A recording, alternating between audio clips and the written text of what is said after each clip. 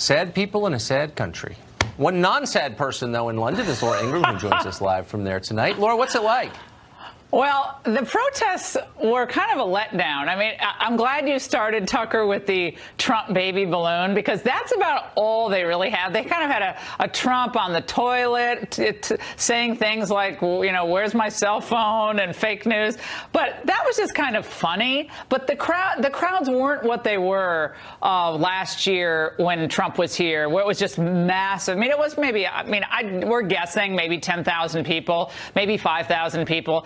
But the strange thing about it is that there was not really a substantive criticism so much of Trump. And they just say, you know, racist, misogynist, he's a bad person kind of criticism. It's more like it's like an orthodoxy and ideology of the left to reflexively be against him. And after a while, it just became rather comical, to tell you the truth. What, now, Sadiq Khan, who's the grotesque mayor of London, has been in a kind of almost direct spat with the president for the last couple of days. What has he been saying? Well, his whole point is that Trump's values aren't London's values. And we talked to some actual, Brits today, people who were born here, grew up here, 25 miles outside of the city.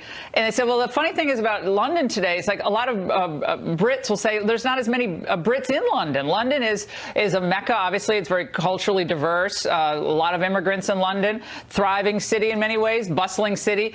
But Sadiq Khan kind of represents, in many ways, the more cosmopolitan thinking of U.S. cities. So if you think about, does L.A. represent all of America? Well, no, of course not. L.A. represents L.A., and that's fine. They don't like Trump in L.A., or they don't like Trump in New York City or in Boston. But you get a little bit outside London, and things change. People are like, well, gosh, the economy in the United States is really strong, and we kind of need more independence, and we don't want to answer to Brussels.